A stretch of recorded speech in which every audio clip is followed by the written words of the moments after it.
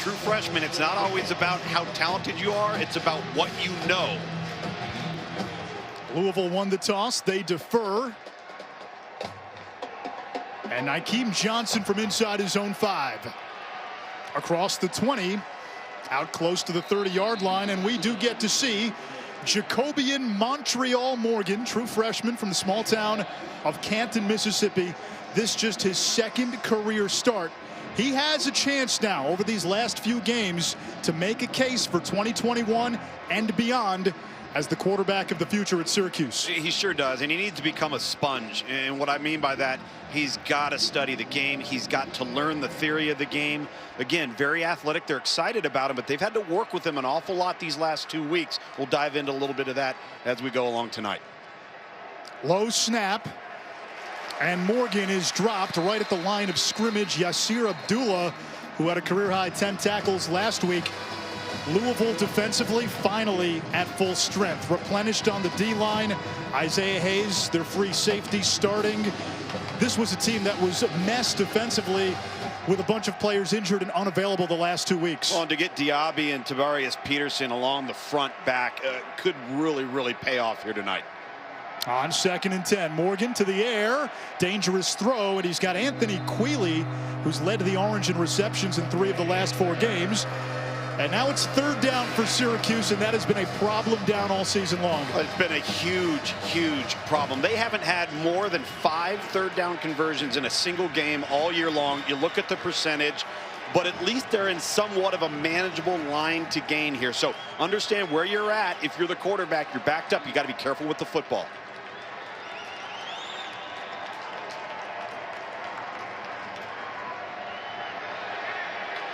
Morgan cannot escape, and he's taken down. Jared Goldwire, the big 6'6" senior out of Tacoma, and 3 and out go the Orange. Well, this has really been the problem for the Syracuse Orangemen all year long, or the Orange, I should say. They're not the Orangemen anymore. They just haven't been able to hold up. They haven't had any consistency in terms of their lineup, and they've had to play a lot of inexperienced guys. In fact, Chris Elmore, number 63, their left guard, is a converted fullback and former defensive lineman. That's how dire things are up front. And Nolan Cooney to punt it away. That punter position has been a glamour position at Syracuse of late. And this one rolls out of bounds near the 30-yard line.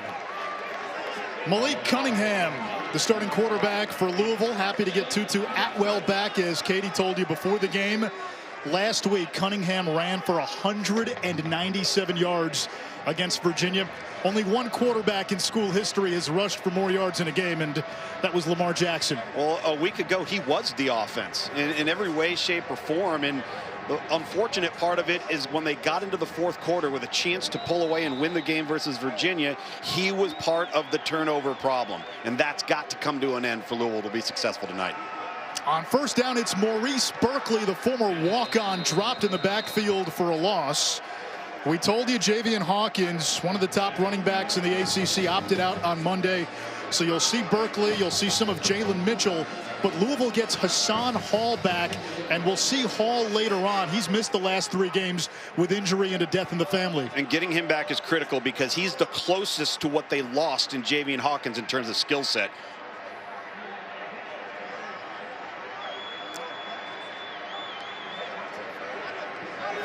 On the fly sweep, it's Jordan Watkins, and he's upended by Amon Greenwood. It sets up 3rd and 9. Watkins, a true freshman and a track star, expected to see more time today. You know, one of the things that Louisville had been accustomed to doing when they were at full strength, they had Javian Hawkins, had Tutu Atwell, and Des Fitzpatrick, is just line up and beat people because their skill was better. Now they got to get more creative moving the football, not overly successful on the first 2 downs. Berkeley stays in there on 3rd and 9.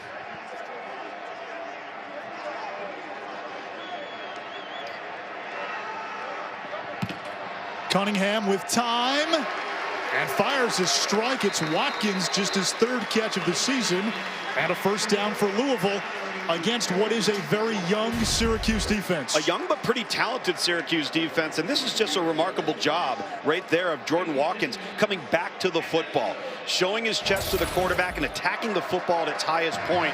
Huge conversion on 3rd and 9, and you referenced Syracuse on defense. Very, very young, but some of their youngest players are their best players right now. Last week against Boston College, Syracuse started 5 freshmen on defense. First time in school history that happened.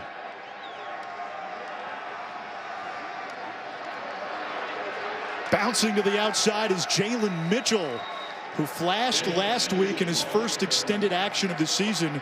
7 carries, 76 yards against Virginia. It gives you a little bit more wiggle than Maurice Berkeley does. Maurice Berkeley's more of a downhill runner. And you look at the 6 freshman starters tonight for Syracuse on defense. They have their hands full with some of this Louisville skill, and especially in the passing game downfield. We'll highlight some of those guys, particularly in the back end. Here's Cunningham, so dangerous when he gets to the outside. He'll heave it downfield, and it's incomplete. Good coverage by Greenwood. Pass intended for Tutu Atwell, 3rd and 6. Atwell really just got run out of bounds down the sideline right there. Really nice job by Syracuse, and their 2 young corners are really talented. This time it's Amon Greenwood, number 26, and he uses the sideline as his 12th man. Louisville loves the naked bootleg and the play action pass off of that. Let's see what they dial up here on 3rd and 6.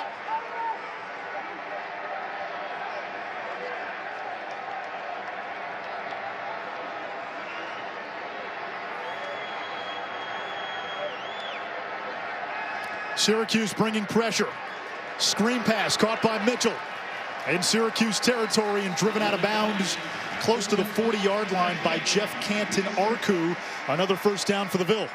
Really good job of identification to the left from Malik Cunningham there, realizing that they're going to have an unblocked defender in his face and getting the ball quickly to 15. That's 2 critical 3rd down conversions and a really nice drive early on for this offense for Louisville to get into rhythm. Again, they've been their own worst enemy with turnovers. It hasn't been a lack of execution and production when they protect the football. Out of that 12 personnel look, 1 running back, 2 tight ends. Mitchell fighting through that defense for about 4. Louisville without a key piece tonight on its offense. That's tight end Marshawn Ford, number 83. He's on the sideline, so we've seen Ian Pfeiffer and Isaac Martin early on in that 2 tight end set. Ford watching this one as he'll sit it out. Yeah, they're really excited about him, and they love the 11 and 12 personnel on the field as often as they can get it. That's a big blow losing 83, particularly in the passing game. On 2nd and 6, play action. Cunningham rolling to his right. And shoved out of bounds by the freshman safety Jihad Carter. 3rd and short. Dwayne Ledford, the offensive coordinator at Louisville, when he implements the naked and the bootleg stuff, he's telling Malik Cunningham, hey, this is a RPO for you. We're giving you the opportunity. If you like what you see, go ahead and throw it. If not, use your athleticism. Get positive yardage. A really good display right there of a good decision by the quarterback. Cunningham at times this season has flashed brilliance. His struggles have come in protecting the football. Absolutely. That's been the issue this year. No doubt. On 3rd and 1. Cunningham off his back foot downfield, and he overshot Braden Smith. 4th and 1. An early decision for Scott Satterfield against the worst run defense in the ACC. Do you go for it? I would go for it, and it doesn't look like they're going to right here. And I think this is an opportunity to impose your will, prove you're the better team. It's early, you're in plus territory, but they're going to settle for 3 here. It looked like Malik Cunningham was trying to plead his case. James Turner on for a field goal attempt. This would be a career long from 50.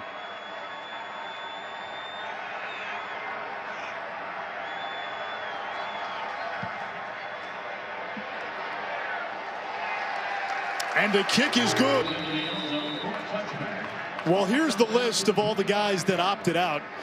You mentioned the DBs, Cisco and Trill Williams. Yep. You add those 2 to Garrett Williams and Ife Melifonwu, you're looking at one of the best secondaries in all of college football. There's no question. And, you know, when you talk to Tony White, the defensive coordinator for Syracuse, he said, listen, when we got into the game planning with all of this, I did a disservice to our defense because I didn't think our young guys could do what Williams and Cisco were able to do. And he found out that he just needed to turn them loose on defense, and that's why they've grown on that side of the ball.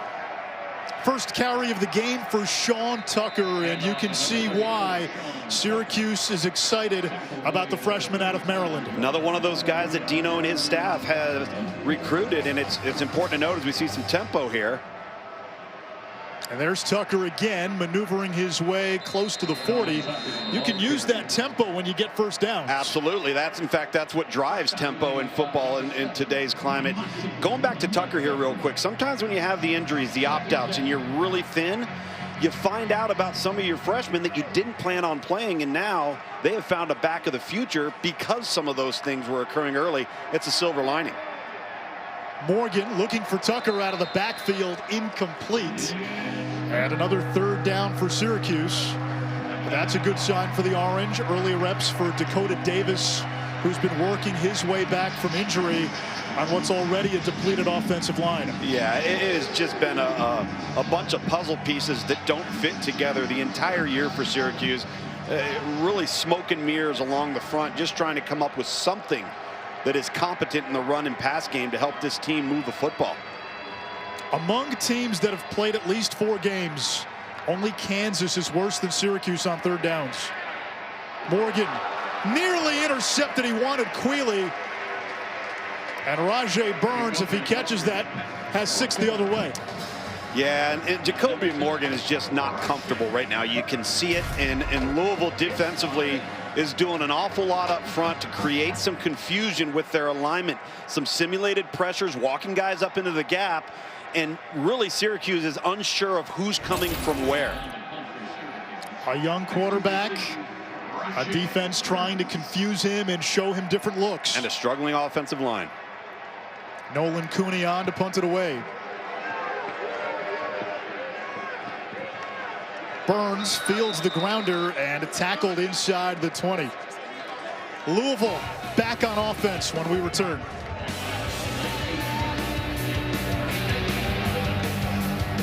Early on a training mission over Lake Huron. Louisville ball. And on first down, the handoff is to Jalen Mitchell. Powers across the 35-yard line. He has shown this Louisville staff a little something the last couple of weeks. Well, Donis Boone, Caleb Chandler doing a nice job on the left side of the offensive line. And Donis Boone, big 74. This is the outside stretch zone. They love this zone. They're going to do mid zone and they're going to do outside zone. This is their offense as we see another injury to a running back for Louisville coming off to the sideline. Yeah, he is their big power horse back there. Scott Satterfield said that is their strongest running back. Just needs more reps. And remember, Hawkins opted out. There's an injured Syracuse player as well. Will step aside. 7:27 to go in this opening quarter. On Rob Hanna for Syracuse. He's the rover starting because Andre Sisco is out for the year and has opted out. In the tent for Louisville, Jalen Mitchell. And Louisville already thin at that running back position as Maurice Berkeley takes it to the outside. So on the previous play, both teams dinged up at positions where they lack depth as of now. Yeah, but I tell you, if you're Syracuse, number 19, Rob Hanna, is one of those young freshmen I talked about that they're excited about. He's 168 pounds. He comes in on that run fit and delivers the blow. Both of them go into the tent, so bring your big boy pad so far here in the first quarter.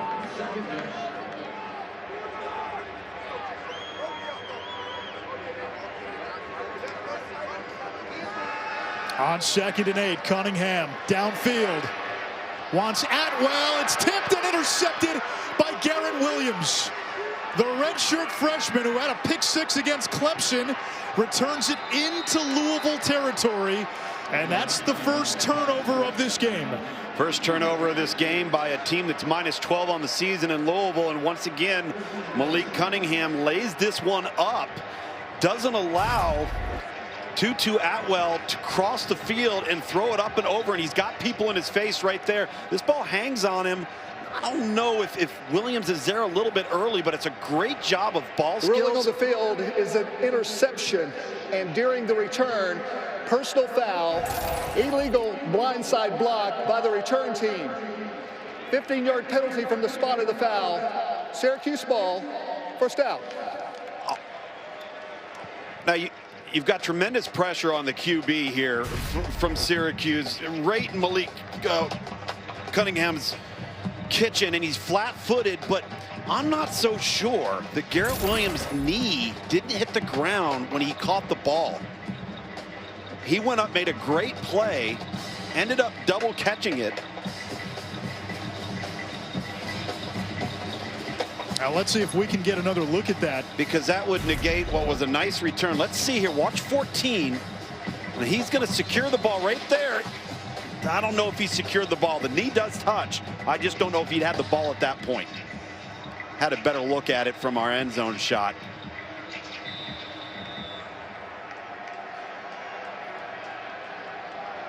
Right. Ooh, awfully close. I think you're right, though. Might have popped up before he secures it. Here's Sean Tucker. And Tucker, who's averaging 5 yards a carry with a nice run on first down. Now, those early downs, it sounds so elementary, but because Syracuse has been so bad on third downs, they can't afford to get into 3rd and 6, 3rd and 7. They need to make hay on 1st and 2nd down. No question. And what we've seen from Louisville on those long third downs is they're going to come after him. They're going to test this offensive line and see if the young freshman quarterback can make accurate throws under duress. They'll keep it on the ground. It's Tucker again, driven back after a gain of about 4. Syracuse has not scored in the first quarter in each of its last 3 games. This is a Louisville defense that finally has reinforcements.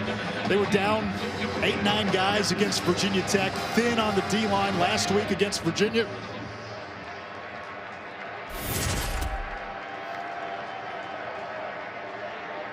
Second and 6, Taj Harris in motion. Tucker devoured for a loss, and now the Orange back in 3rd and long. That's Jared Goldwire. He's getting up slowly, but once again having his way from his nose position. He's been so disruptive in the first few series here. He's been in the Syracuse backfield, and to your point, 3rd and 8. So keep an eye on Louisville as we see Goldwire go down here, and some of the front looks that they give to once again try and confuse Syracuse up front. You got to feel for Brian Brown, the defensive coordinator at Louisville. You finally get Tiberius Peterson and Yaya Diaby back after they missed the last 2 games, and now Goldwire goes down. That has been the story of the season for both of these teams. Just when you think you have a little bit of momentum, there's an injury, there's an opt-out, there's unavailability. The reality is, and Brian Brown, the defensive coordinator, will tell you this, they're not good enough yet. They're not deep enough yet. They're not athletic enough yet. We've seen their woes throughout the season. The one area where they are stout is at the linebacking core, and it's also a position where they've got great leadership. They haven't had opt-outs, and they haven't had injuries. Guys like C.J. Avery, Yasir Abdullah, who we saw made a play in the first series, Dorian Etheridge, that's the core of this defense. And tonight, I think it's all about their front, because if they disrupt the quarterback, the back end's not going to be a problem, and it's been a problem for them earlier. And they should be able to do that against an offensive line that really has struggled most of the season and really for the better part of 2 years now. Yeah, there's no question about it. And they need to get that man, number 90, back on the field. Again, been very disruptive from his nose guard position. And their front 3, again, Tiberius Peterson and Yaya Diaby, the 2 edge guys, when they turn it on, they can be pretty good. But they have not been a good run-stuffing defense. Let's see the look up front from Louisville this time, see if they pressure the young quarterback from Syracuse. And a flag is down. False start. Offense number 82. 5-yard penalty.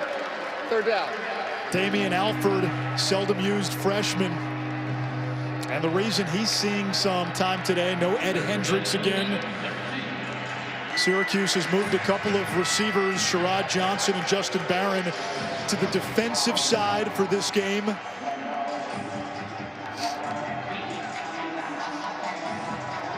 Dino Babers telling us this week, for every freshman, you got to be prepared to lose a game. Yeah. Empty set on 3rd and 13. Morgan. This is what he can do, extend plays. And taken down by Rajay Burns at the 45-yard line, 4th down. So the good news, if you're Syracuse, you didn't take a negative play. The young quarterback did something positive on a critical down. You're in plus territory. You punt and get your defense on the field. Hopefully you can pin back Louisville to start off this offensive drive. So that's not the end of the world right there for Jacoby and Morgan. That sums up the state of the season when that's the silver lining. Absolutely it is. Burns to field the Cooney punt.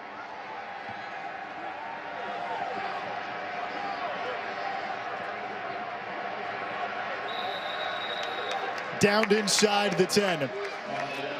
Time to take you from plan to play, brought to you by Northwestern Mutual. Well, you can have the best laid plans, but when the plan goes out the window, this is what you're losing. Without Javian Hawkins on the field, look at the speed and explosiveness.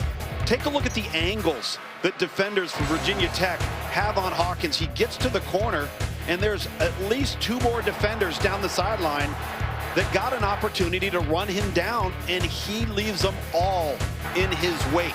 You don't just replace that. And they're having to now come up with different ways to get run game production with running back by committee. Hassan Hall gets the carry, first game back after missing the last 3. And what Louisville misses in Hawkins, not just one of the best running backs in the ACC, a future pro, and someone who ran for 1,500 yards last year. Yeah, and listen, Coach Scott Satterfield tried to talk him out of it. And he said, listen, if you were my son, I would tell you I don't think this is a very good idea, but he decided to do what he thought was best for him. On 2nd and 8, it's Hall again trying to get to the outside, and he is tracked down. So 3rd down coming up now for Louisville. Cody Roscoe on the stop. Again, and you see Scott Satterfield looking on there. This is exactly the type of game Syracuse needs to play. Didn't work out on offense. You play field position, and you get this team in 3rd and long backed up on their own 6. Syracuse is in great position here if they keep this ball in front of them. Berkeley, who's the best running back in pass protection, checks in.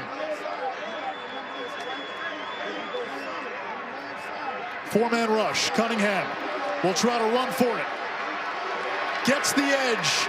And a first down run by Malik Cunningham, who ran for almost 200 yards a week ago. You got to love this play call because you have the numbers in the box. When the quarterback's a runner, you've got a +1. So they've got 6 blockers, and defense for Syracuse has 5 defenders. Tough to deal with an athletic quarterback in that regard. Love that play call.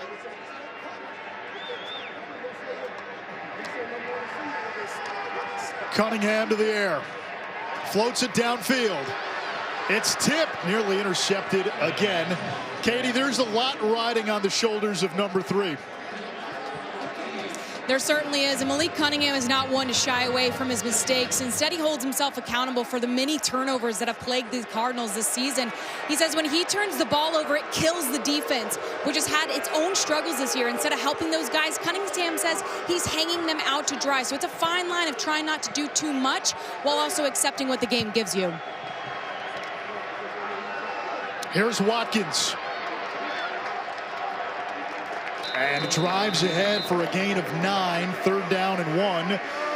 And the fine line for Malik Cunningham is, do you temper that aggressiveness, or do you live with some of those turnovers? And sure. And that's the push-pull with Scott Satterfield and that quarterback room as well. Yeah, you got to take the bad with the good to some degree. One of the things that I love about Malik Cunningham's accountability is that's a form of leadership.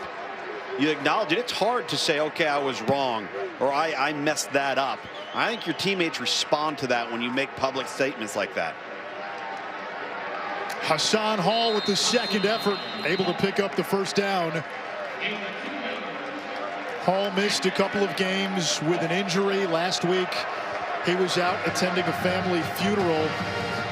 Had a big game against Syracuse last year. 8 carries, 71 yards, and he's an ace kick returner. Yep. Brings some of that explosiveness to the table that you lose without Hawkins. Yeah, and they haven't played him as much early as I thought they would, because I really felt coming into this game that's as big of an addition as getting Tutu Atwell back. Cunningham flips it out of the backfield. Incomplete, dangerous throw, and there is a flag down. Interesting if they get a late shot here. Big number 9, Kingsley Jonathan. Well, Malik Cunningham.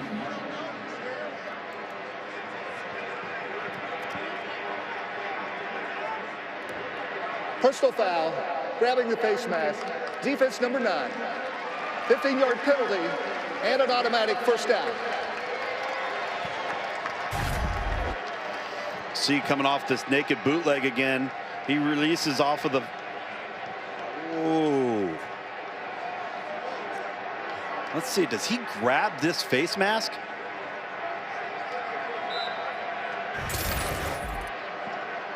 I don't like that call.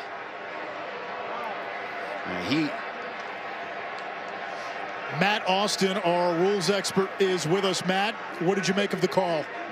Initially, I like the call because it was totally unnecessary. Did he grab the face mask, though? I don't think he did, but he got his arm right around the quarterback's neck, threw him to the ground. It was unnecessary. So, if anything else, unnecessary roughness. Okay.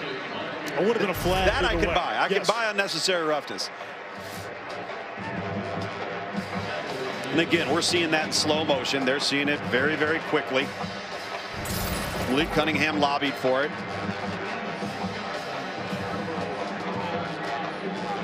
This is quite a hole that this Syracuse defense has let Louisville get out of. It's unfortunate. 1 quarter in the books in Louisville. A 50-yard field goal by And Brewer was unhappy the Cards had to settle for a field goal in that first quarter. He wants to see Malik Cunningham and the receivers work out some of those miscues and get on the same page moving forward. Cunningham 0 for 4 on deep balls in that opening quarter. On 2nd down and 4, going short, it's dropped by Dwayne Martin. Again, Louisville dipping into some of its tight end H-back depth without Marshawn Ford. Yeah, and outside of that curl route that they threw to number 80, Jordan Watkins, in the first quarter, Malik Cunningham is just off. Even that little dump off the RPO there, he's not accurate right now, and he's not making it easy on his targets. Now, they might not be on the same page necessarily, what Coach Brewer's frustrated with, but accuracy is not the friend of the quarterback right now for Louisville. Louisville has been good on 3rd downs, 4 out of 5. Delayed pressure. Cunningham escaping.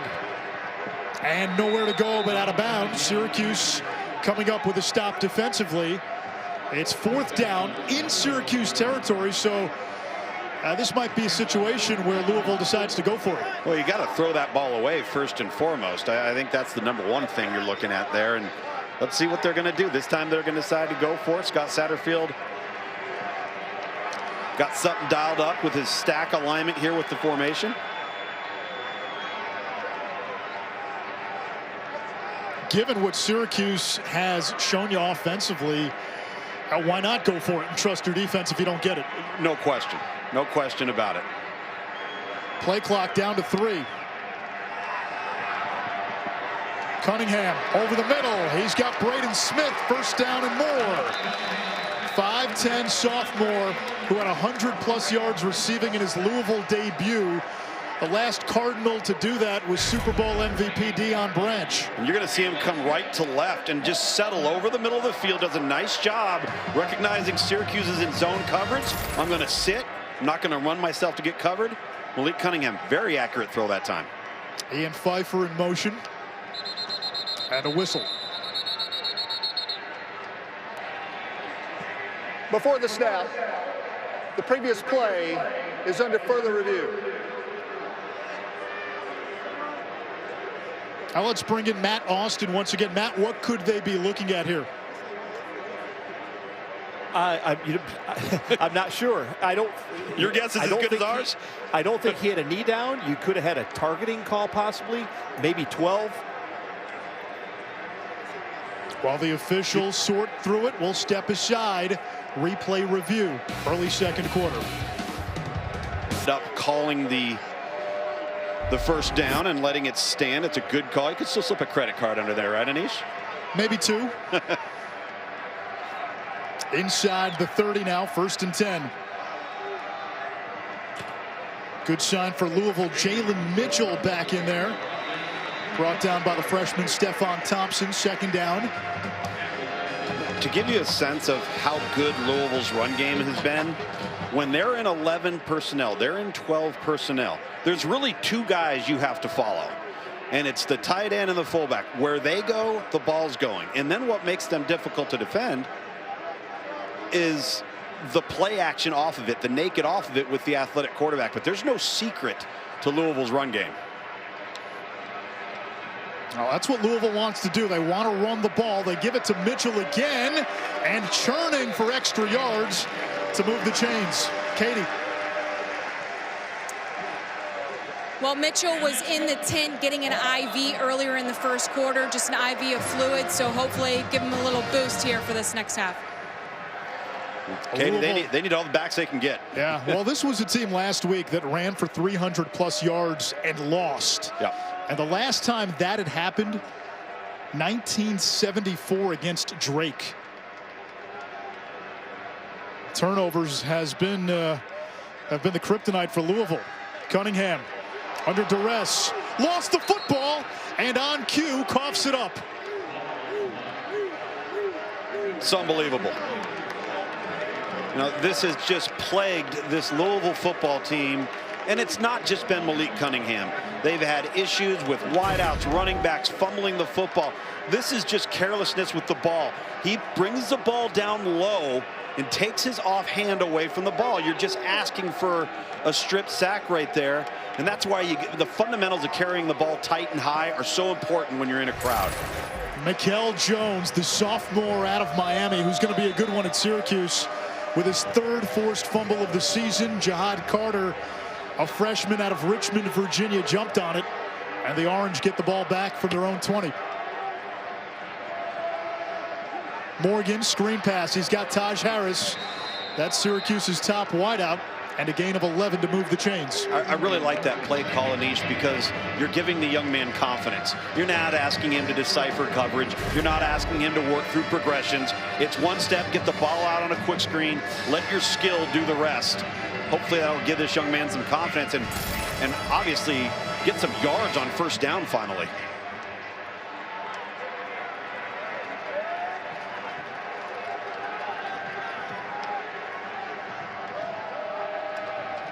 Tucker surges ahead to the 35.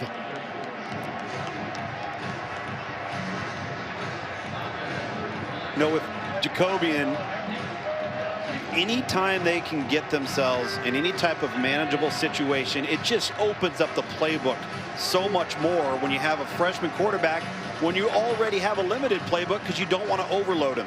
You want to spoon feed him and give him the things that he's got confidence in, and so much of that is tied to down and distance.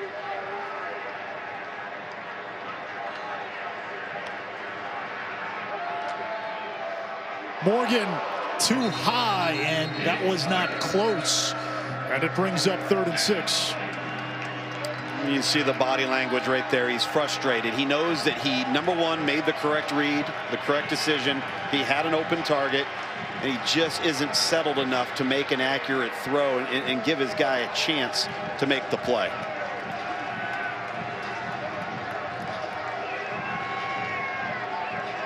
Syracuse 0 for 3 on 3rd downs tonight.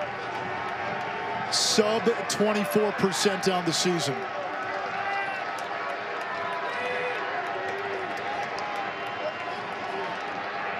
Louisville bringing some pressure.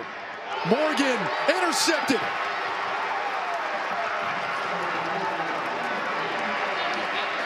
Picked off by the Cardinals, and Trey Clark, the Liberty transfer. You brought this point up very early. Yes, Syracuse gets a lot of takeaways. They also give it away a lot too. Well, this interception on the true freshman quarterback. No, you can't. In fact, the young man does everything right here. Look at how he stands tall in the pocket. He's on platform, drives off his back foot, throws it a foot in front of the numbers, which is right where you want it. And his veteran pass catcher lets him down. But you see the exchange here on the sideline, Anish, and you know, they're going to have to work through it, but when you're trying to instill confidence in a young freshman quarterback, you got to make those routine plays. Yeah, that's Taj Harris. That's the junior. That's Syracuse's top wide receiver. So a mulligan for Louisville. And Hassan Hall sneaks into Syracuse territory. Flag down.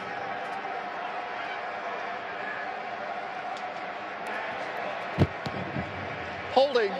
Offense number 66. 10-yard penalty. First out. The center, Cole Bentley. What did we say at the very top? Turnovers would be the key to the game, and here we are. Well, the turnovers would be the key to the game, and then when Syracuse has created them for their offense, the offense hasn't been able to capitalize, unfortunately. And that time, Bentley called on the hold against McKinley Williams, number 0, in the middle of that Syracuse defense. Louisville slowing it down here a little bit, kind of taking their time. Why do you think that is? I want to just settle down the quarterback. He's made some unforced errors and get him in a rhythm. On the slant and completed close to midfield.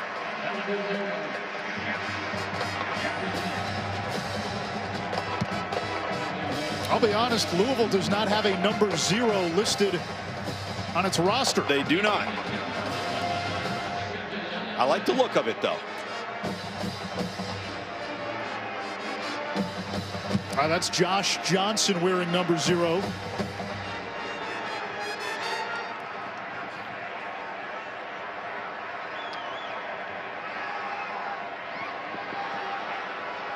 Cunningham gets rid of it. There's Johnson again, agent 0 to the 35. It's a nice job of Malik Cunningham right here, climbing the pocket a little bit. He's under duress. This time he keeps both hands on the football. Holds on just to the last moment, keeping his eyes downfield, and lets the ball out of his hand. Again, keeping both hands on the ball. You're under duress. You've got people around you. Got to protect the football, young man.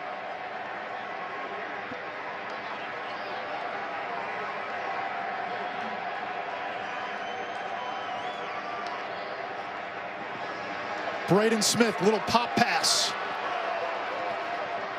Got a good block upfield by Isaac Martin, and Louisville close to the red zone. You can see Isaac Martin leading the convoy right there, number 41, and nice job by Braden Smith, kind of tucking it inside, taking what he can get, getting forward. Nice little wrinkle to the Louisville offense.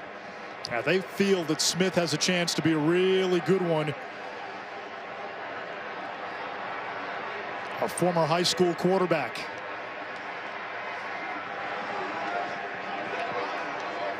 Hall inside the 20. Big Renato Brown, number 56, the right tackle there. Cameron DeGeorge, the strength of this Louisville offensive line. They think Renato Brown, just a redshirt freshman, 6'4", 330. I know they missed Mekhi Becton to the NFL, but in time, and I can remember broadcasting one of Mekhi Becton's games when he was a freshman. He was this guy, and the same thing was said about him. So a lot of growth to happen in the Louisville offensive front. Hall eaten up by the turf monster for a loss, and it's 3rd and long. You got a Syracuse defense that has forced 5 red zone turnovers this year, tops in the ACC, including one on the last Louisville possession. Yeah, I admire what this defense and Tony White, the defensive coordinator, has been able to accomplish with so many young players. And we've mentioned them tonight. Garrett Williams with the touchdown. Rob Hanna, Mikel Jones had the forced fumble. These guys are all young players that have filled in admirably. Cunningham to throw. He'll step up and track down from behind. There's another one of the young bucks, Stephon Thompson. Another freshman. I just like this young group, and I like that Tony White has turned them loose. He hasn't held their year against them in the sense that just because you're young and inexperienced doesn't mean we can't run our defense. And a lot of pressure coming from the linebacking core and the front between McKinley Williams and Kingsley Jonathan. They're causing some problems for Louisville up front right now. So James Turner on for his 2nd attempt of the evening, hit from 50. That was a career long. This from 40.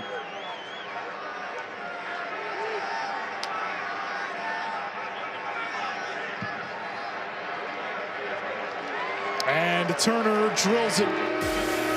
He's accounted for the Louisville scoring. 6-0 Cards. I've heard thousands of spectacular love stories in my bridal career. These rings tell the story of what we all dream of. One brilliant love. Celebrate. Introduction to the national audience. And he never looked back. Hakeem Johnson has the 30, lost the football, and Louisville's got it.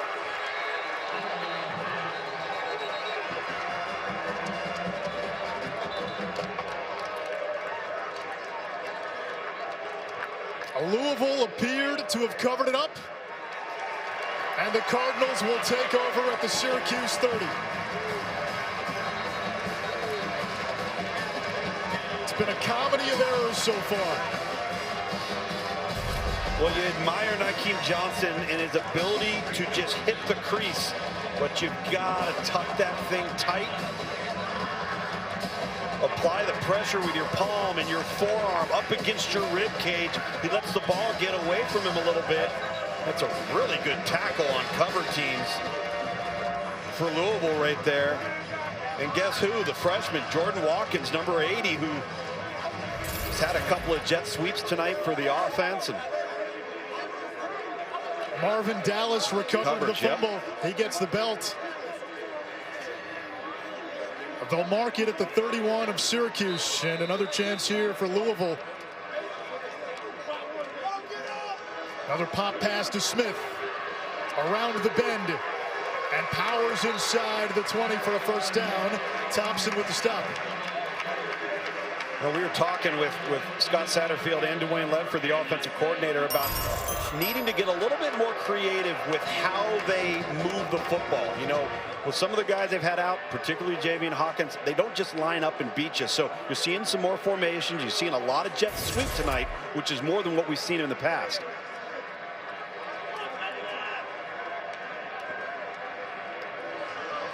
On the ground, Mitchell pinballed off the first defender before being gobbled up, and Stephon Thompson again leading the way. True freshman, we've called his name a lot tonight.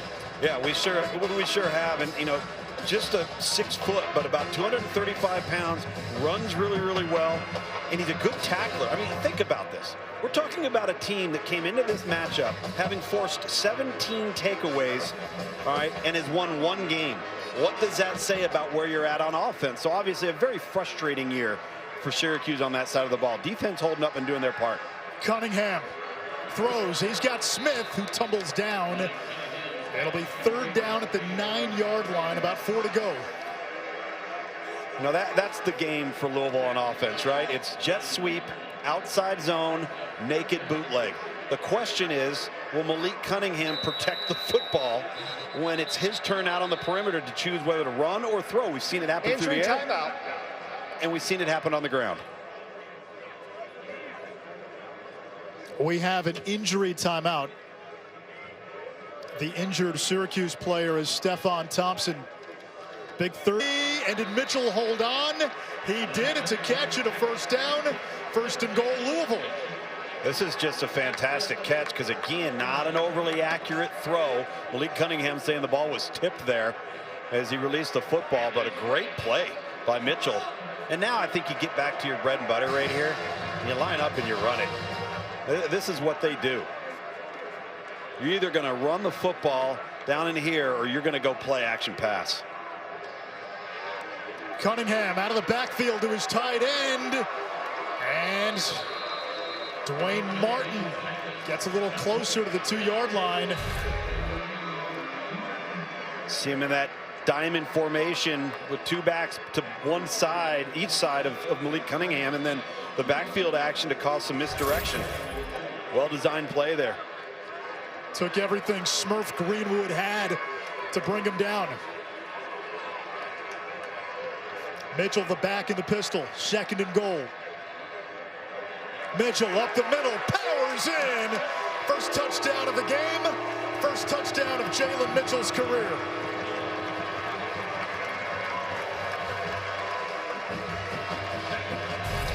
You mentioned it earlier, Anish. This is a stout, strong, thick, lower-bodied running back, the redshirt freshman. Stands at only 5'10", but he's a pile pusher, and he brings some power, more quickness than Maurice Berkeley. Maybe not as explosive as Hassan Hall. Nobody, of course, is Javian Hawkins, but really good capitalization of the turnover there. Penalty marker.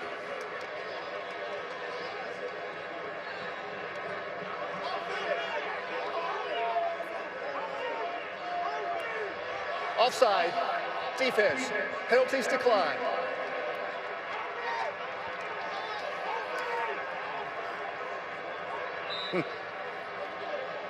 Why not back him up?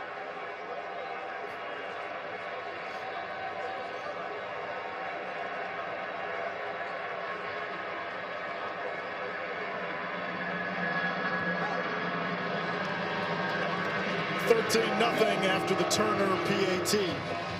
Tomorrow on ABC and the ESPN app, a game that could decide the Big Ten West. Number 10 Wisconsin, number 19 Northwestern, both still unbeaten.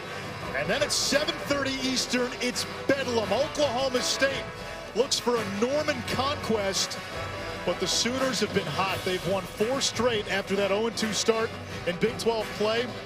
And Oklahoma doesn't need a whole heck of a lot to get back into the Big 12 title picture. I think they're playing the best football of anybody in the Big 12. You and I saw them, 3 weeks ago. And it's not just because of Spencer Rattler's development. Obviously, he is continuing to grow. He's, again, just a redshirt freshman. It's easy to forget that Jalen Hurts and Kyler Murray and Baker Mayfield, they were all upperclassmen. They were guys that had played significant, meaningful football. This guy's a young pup, and he's really starting to come into his own, but it's the defense for the Sooners. Everybody's talking about Oklahoma State's defense. It's Oklahoma's defense that's made the biggest stride. Yeah, they got Ronnie Perkins back a few weeks ago. He's their best defensive player, returning from a suspension. Brock Travelstead to kick it away. Nakeem Johnson fumbled it away last time.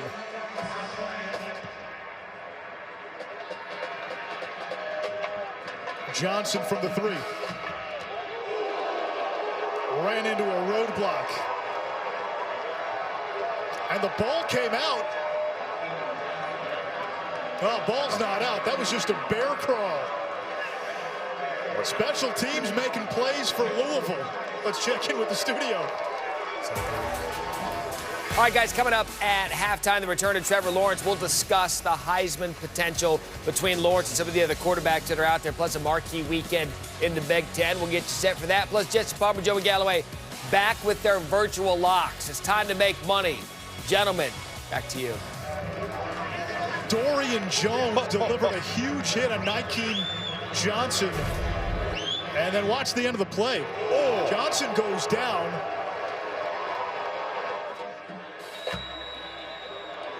What a shot. Wow. Delay a game. Offense. 5-yard penalty.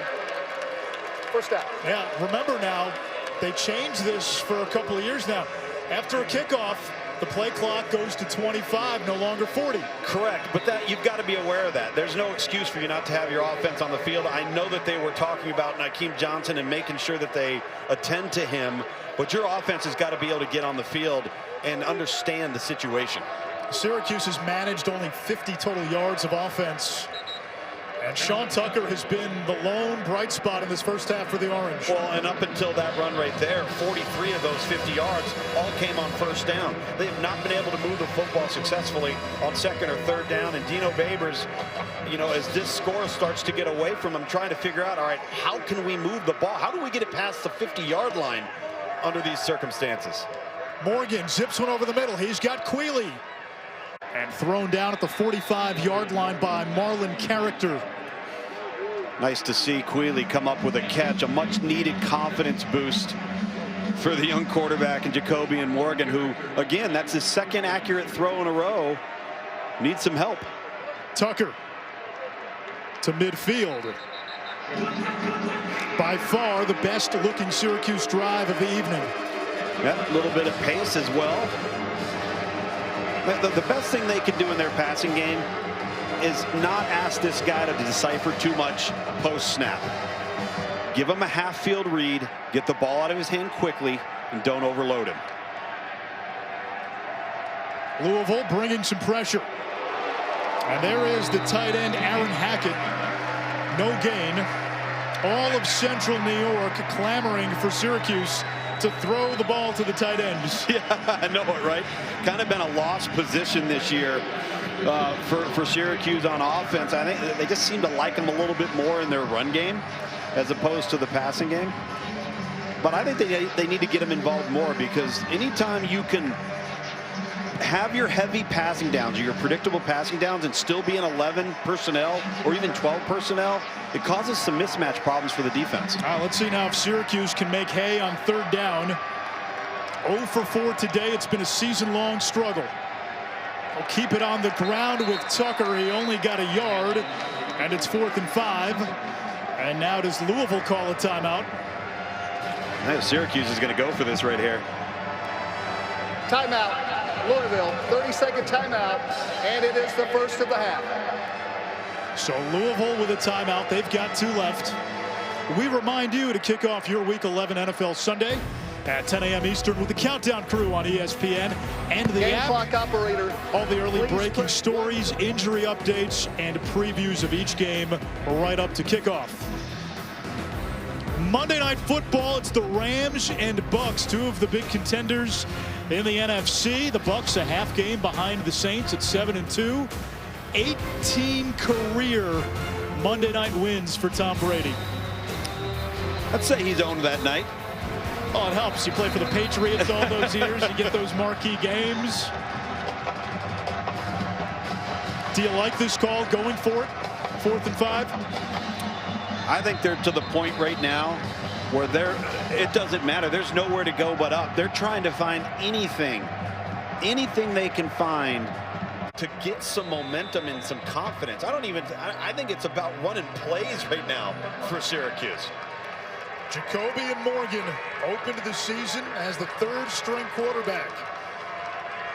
See that front. Now they're going to rush 3, drop 8. Morgan rolling to his right. Scanning. Flushed. And nearly intercepted by Chandler Jones. Turnover on downs. He looked like a feather in a vortex back there, and I guess you could say he looked like a true freshman. Yeah, he did. And, they smart move by Louisville, rush 3, drop 8, don't give anything up, come up and make the tackle. This time, very fortunate that ball wasn't intercepted, tipped at the last minute away from Sean Tucker. Morgan 4 out of 9, 37 yards, and a pick that was not his fault. And now if you're Louisville, you've got a short field, you've got 2 timeouts, an opportunity to maybe land a knockout punch before halftime. Well, maybe an opportunity to take a shot right here too. Tutu Atwell back this week, but he's been quiet. Looking for Josh Johnson. 3rd catch of the night. He had no catches on the season. Was originally listed at number 11. In fact, he's still listed on both the online and the roster we were given as number 11, but wearing 0. There's the shot. It's caught by Des Fitzpatrick inside the 10. Multiple flags at the end of the play, and Louisville back in business. Now I'm going to give Malik the benefit of the doubt here, that he threw this on purpose. Personal foul, face mask, defense number 2. That penalty will be added on half the distance to the goal line. First down. Ife Melifonwu, Syracuse's top DB, clear face mask. Yeah, it's a really good call. And again, the back shoulder throw, I think Malik Cunningham lost a little steam on this ball. Unfortunately, a veteran like Fitzpatrick's able to just come up, recognize it, make a play on the ball. Cunningham will keep. And a great tackle behind the line of scrimmage by Ben 30-second LaBrosse. charge timeout to Louisville. 2nd of the half. And Ben LaBrosse, another one of those freshmen. I remember earlier in the first quarter, Rob Hanna, number 19, who was already filling in for Andre Sisco, he went down. This is a 2nd freshman backing him up. What a great run fit and a tremendous tackle. Look at the effort right here. Good angle. Well done. It looked like Dwayne Martin missed a block. Louisville still has 1 timeout, 2nd and goal. Now one of the areas where Syracuse's defense where it's been strong this year has been in the red zone. Opponents entered this game with 37 red zone possessions, only 19 touchdowns. Again, I can't say it enough. When you watch Syracuse, you look at them 2 weeks ago against Boston College, even without full strength, even without their all-conference players, their young guys have grown up in a hurry and really become the most dependable portion of the defense because they're filling in holes where they had all of their veterans in the back end and at linebacker. Meanwhile, for Louisville, as long as they can take care of the ball, they're going to be in the game. In fact, they've been in games despite turnovers. You said it. That 2-6 record could easily be 5-3, maybe 6-2 if they just took care of the football. On 2nd and goal, they'll keep it on the ground. Berkeley fights ahead inside the 5, and now 3rd and goal. 37 seconds to go. Timeout, Louisville. 30-second timeout, and it's the final timeout of this half. And Louisville calls its final timeout. This season, for every field goal and extra point made by participating universities, All-State will make a contribution to the university's general scholarship fund. Thank you, All-State. All right, 3rd and goal from the 4-yard line. Malik Cunningham on 3rd downs, getting out of the pocket, using his feet to either extend plays or run for it, has been a successful go-to for Louisville. There's no question, and I'm not so sure that this isn't 2-down territory right here.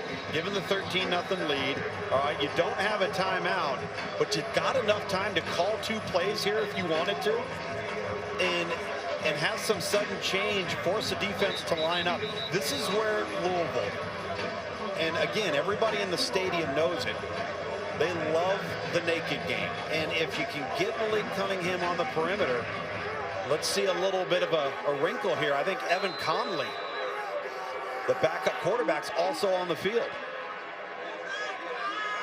They've got 2 tight ends stacked to the left. Braden Smith in motion. Cunningham steps up. He'll try to run for it, and he's in.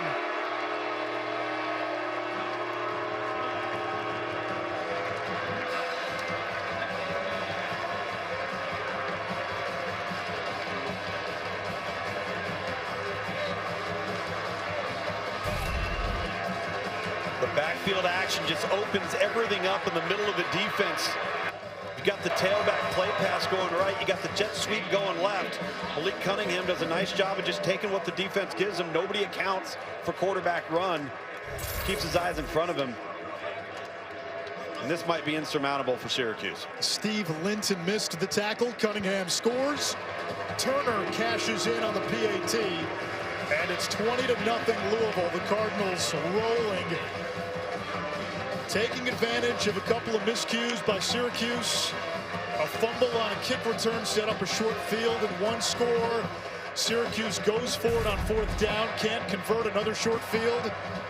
And Louisville cashes in. Whoop. Look out. I'll tell you what, camera guy didn't even flinch. He didn't flinch. Huh? That's the real hero.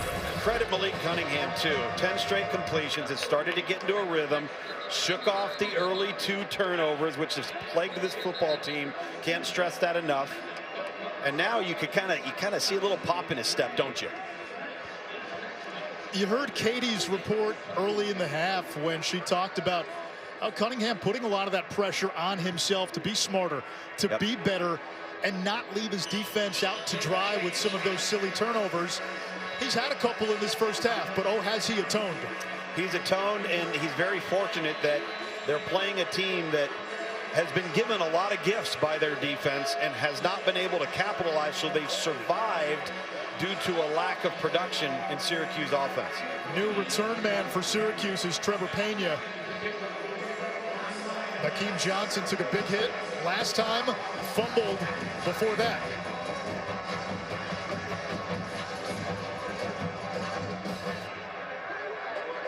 Little pooch kick. Syracuse lost it. And it looks like Louisville has covered it up.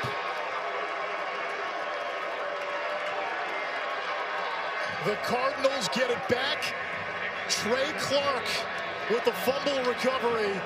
And it's the second special teams miscue by the Orange. Credit Scott Satterfield. What a call. You got nothing to lose. You know what Syracuse is on offense. Pop the ball up. See if you can create an error from Syracuse. And great coverage awareness that time. 2 players on the cover team right there for Syracuse. Excuse me, for Louisville. Johnny on the spot. 38-13. Man. Jack Fagot and Keitrell Clark, who they call Trey. Aaron Hackett could not field the kick.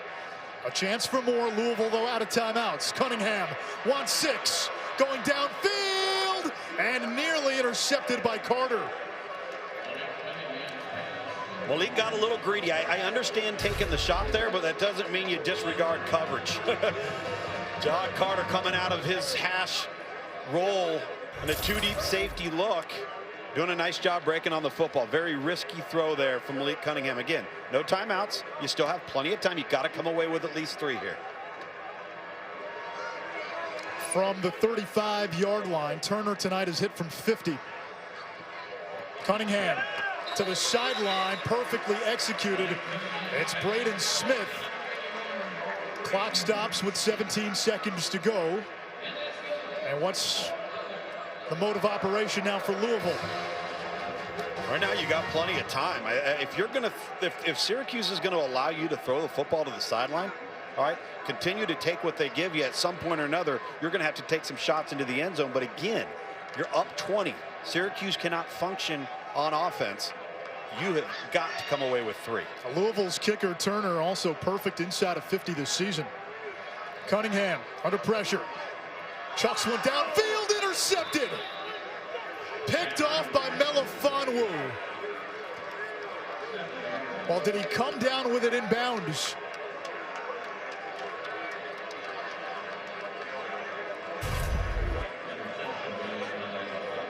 This is just a great play by Melifonwu. And of course, he comes foots in bounds, secures the ball. That's a pick. But what is Malik Cunningham doing here downfield with his eyes? No awareness on 2 out of the last 3 plays of safety alignment pre-snap. You got to be aware of that guy coming off the hash. We've seen the best and worst of Malik Cunningham, and we've seen Louisville's entire season in some ways play out in a microcosm in this first half. No question. Tucker.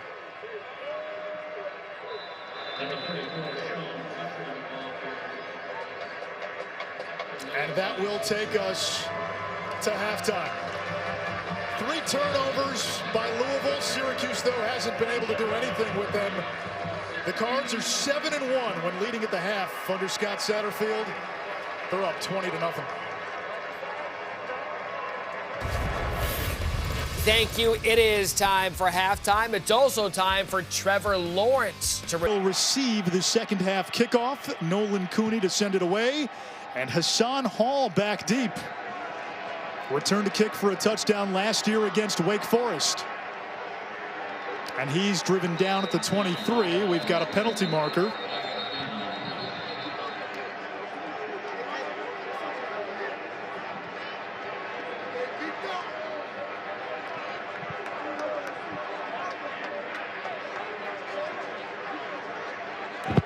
There are 2 fouls during the return, both by the return team. Holding number 1, that penalty's declined. Holding number 42, that penalty is accepted. 10 yards, first down. Only the second penalty on Louisville, and the Cardinals have a lead. It's a comfortable lead. They've been in a lot of close games that haven't gone their way this season. Malik Cunningham at times has looked great, but he's also committed 3 turnovers. Well, and he's 0 for 6 on the deep ball and has committed 2 interceptions with ill-advised throws. The penalty is half the distance to the goal line. First down. On all other throws for Louisville, Malik Cunningham, he's 15 of 16 for 173 yards on the night. So the efficiency coupled, or the inefficiency coupled with the turnovers in the vertical passing game has been the issue. Jalen Mitchell on first down got a yard. He had 7 carries for 40 yards in the first half, and down the stretch, both these teams losing records. You're going to see more young guys.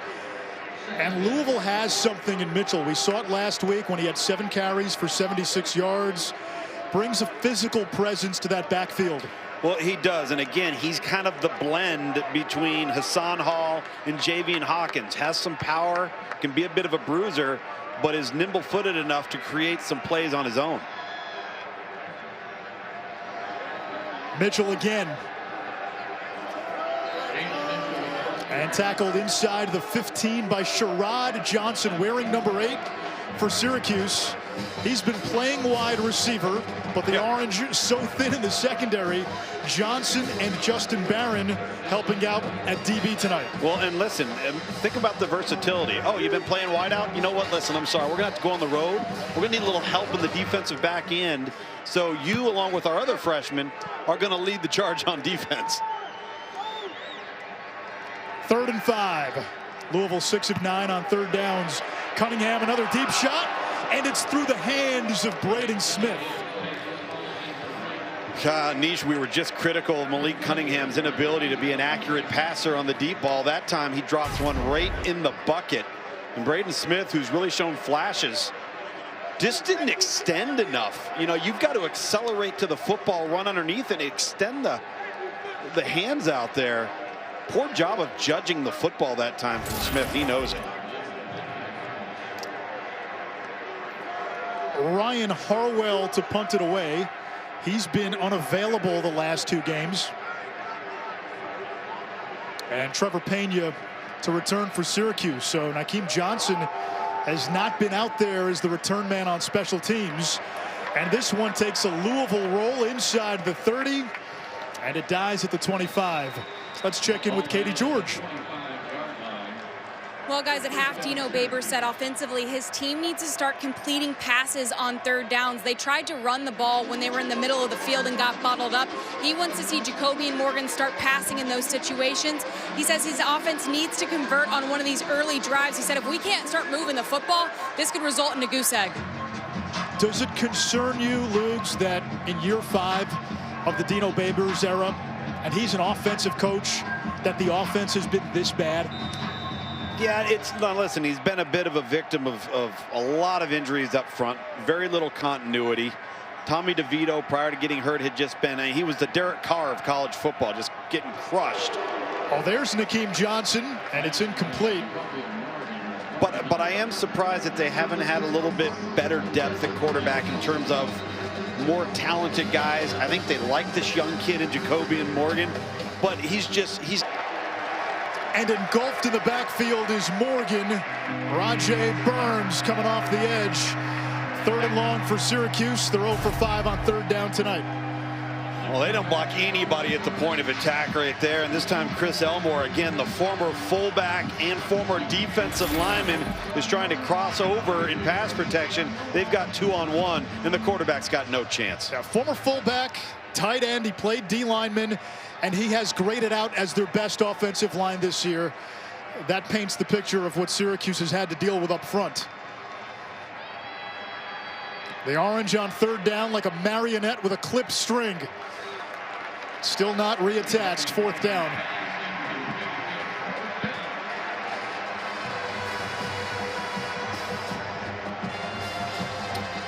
There's nowhere to go with the football when you're a young quarterback that hasn't seen very many things, and the opposing defense is going to rush 3 and drop 8.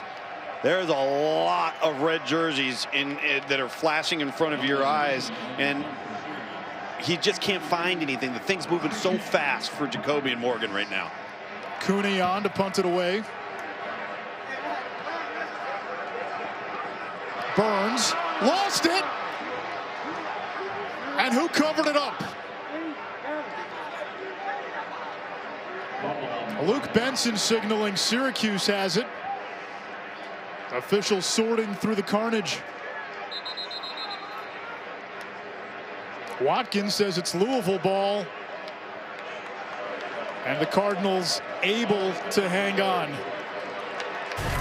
We've already seen 2 special teams turnovers tonight. See his eyes go forward. doesn't secure the football first because you're looking to see who's barreling down on him. Number 23 doing a nice job. Johnny on the spot. KJ Cloyd quick to jump on that football. Number 80 for Syracuse, Isaiah Jones, just paused. A lot of white jerseys around the ball. None of them dumped on the football.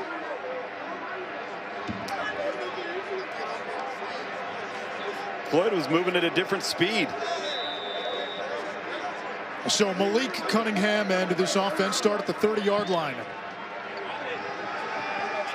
Cunningham has struggled with the deep ball. Incomplete, too high. He wanted Fitzpatrick. Melifonwu with the coverage. Melifonwu earlier this year really did a nice job against Clemson's Amari Rodgers.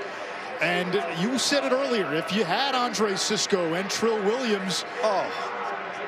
It's an entirely different defense. And this is already a defense that's, again, came into this game the second leading turnover causer in all of college football. Offensively, it's been a black hole, though. Berkeley canceled behind the line of scrimmage. Canton Arku in there, as was Kingsley Jonathan. Listen, I give a lot of credit to this Syracuse defense. Nothing has gone right for Syracuse offensively, and these kids just keep coming out and playing. Tony White's got these kids giving great effort. Got Louisville backed up 3rd and 12, trying to give another opportunity to your offense. Now Louisville tonight without Javian Hawkins, who opted out. We haven't seen a lot of Tutu Atwell, who did start. Cunningham zips one over the middle, and there's Braden Smith. His 6th catch. It's going to be close. He's going to be a little short. It's 4th down.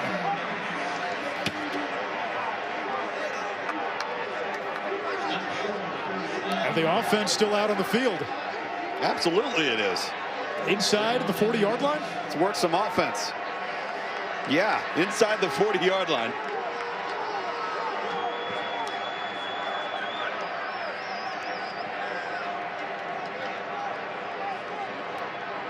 Play clock down to 10. It might be a ploy to get Syracuse offsides. They'll run a play. And a 1st down for Berkeley. He's a north-south runner. And Syracuse is the worst run defense in the ACC. Yes, they are. And this is a nice job at the point of attack. And Berkeley does a really good job getting skinny in the crease and falling forward. No need to dance. No need to hesitate. You need 1 yard. And I think that's one of those moments for Scott Satterfield. Dwayne Ledford, you see there with the beard. If we can't get 1 yard offensively, we got to work these things. These are great quality reps for us as we're trying to work in some of these young guys with the loss of Javian Hawkins. Also no Marshawn Ford tonight, the starting tight end. Berkeley again powers into Syracuse territory, a gain of 11 for Maurice Berkeley. A senior, a former walk-on. This is just his 2nd career start. Last week, 12 carries, 44 yards against Virginia. Not flashy, but productive. And they like what he brings in pass protection as well. I thought their backs against Virginia a week ago, and this was without Hassan Hall, protected and really well. And Hawkins. And Virginia brought the kitchen sink, and they did a nice job holding up in protection. 315 yards rushing last week for Louisville. A lot of that was done by Cunningham. He had 197 on the ground. Smith in motion. Another pop pass. Met behind the line. Stephon Thompson, his 4th TFL. If it holds, there is a flag.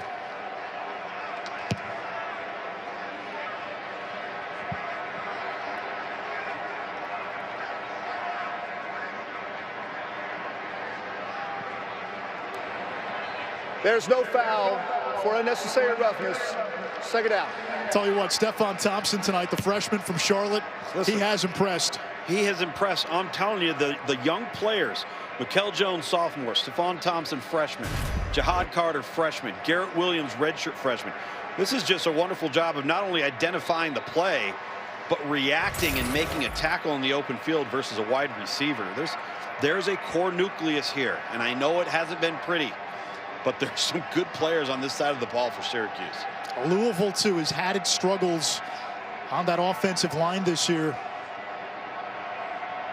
Tackle over this time for Louisville, Yeah. at the bottom of your screen. Berkeley stays in bounds, still going. The legs never stop churning, and a first down run, a gain of 19. Again, here's this outside stretch zone that they love, and this time they got a numbers advantage when they brought the tackle over into the boundary. You got an extra hat to the short side of the field. Look at time of possession. Wow. Look at the plays. Now, Syracuse is a team that likes to run a lot of plays. Ideally, they want to be in the 80-90 range. Berkeley again. And you get the sense it's still midway through the third quarter. This defense is gassed. Well, they're getting worn out. And again, giving them a lot of credit for hanging in there and fighting and playing hard. But you can only sustain so many 3 and outs. Okay, you can only sustain getting such little oxygen on the sideline. But again, I credit their effort, and I think Tony White, first-year defensive coordinator, came over from Arizona State. When things aren't going good, you got to at least have great effort from your kids. Louisville, meanwhile, continues to impose its will. It's Berkeley again, tripped up in the backfield. There's Garrett Williams, another one of the freshmen. And for Louisville and Dwayne Ledford and Scott Satterfield, this is what they want to be. They want to be a running football team that's going to hit you in the mouth. And now Berkeley is down. Closing in on a career high in rush yards. And he's been this series. I mean, it's been outside zone right, outside zone left. He got up really slowly there. We'll take a 85 or 84, excuse me. All-time greats, man. And A. Schroff, Tom Luganbill, Katie George with you on a Friday night. Louisville blanketing Syracuse 20-0, and now in the red zone on 2nd and 10. Jalen Mitchell tracked down from behind. Stephon Thompson was in there. You know, it's interesting as we enter into the red zone here, 3rd and 12, and we haven't seen really anything from Tutu Atwell. Getting Hassan Hall in the backfield was supposed to be a big addition, getting him back after attending a family funeral last week. It's been everybody else. It's been Berkeley. It's been Jalen Mitchell. It's been Cunningham. 0 yards tonight for Hall. Atwell is in there here on 3rd and 12. No Marshawn Ford either, the starting tight end. Tight end.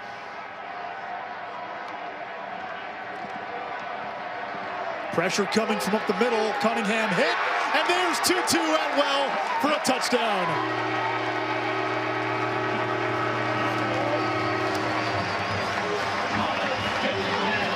Tutu's ears are burning, man. You know what, Katie? They needed to kind of get off of the poor production in that area. Trevor Pena had trouble with the kick and then gets knocked back. Let's look at tonight's timely delivery brought to you by DoorDash. On that last drive, Louisville goes for it on 4th and 1 from inside their 40. And then a little bit later, Malik Cunningham to Tutu Atwell. As Katie said, I got you. Listen, when this offense, if you had a chance to watch Louisville, not only last year, but early on, when it was Malik Cunningham, Des Fitzpatrick, Tutu Atwell, and Javian Hawkins, and then, of course, at tight end, Marshawn Ford, that's a lot of skill for anybody to have to handle. Nakeem Johnson.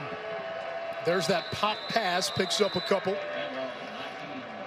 And in some ways, it feels like Malik Cunningham has taken a step back this year, but last year, nobody expected Louisville to have the season they did. There weren't any expectations. This year, got the momentum from a strong year where you defied expectations. Now you've got the burden of having to fulfill expectations. Yeah, there's no question about it. And listen, you got everything working against you, too. You've got a pandemic, you've got injuries, you've got opt-outs. Oh, and by the way, you keep giving the ball to the other team. False start. Offense number 56. 5-yard penalty. 2nd down. Darius Tisdale, the right guard. Last year, all those close games, Louisville was coming out on top. Yep. This year, it's been the other way around. Lost by 3 to Pitt, by 5 to Notre Dame. Lost to Georgia Tech despite leading in the fourth quarter. And then turnovers torpedoed the efforts the last 2 times out against Virginia Tech into Virginia. There's Sean Tucker. And he has been the lone bright spot offensively for Syracuse. Interestingly enough, we haven't seen Cooper Lutz, who's more of a pass-catching back in that running back stable. That hasn't been on the field at all tonight, really. And again, when you're down to your 5th starting tailback, I mean, you're lucky to have enough bodies on your roster within your walk-on room and your scholarship room to even get to that number. Lutz watches this 3rd down from the sideline. Morgan lit up, ball's on the ground. Syracuse fell on it. And another failed 3rd down conversion.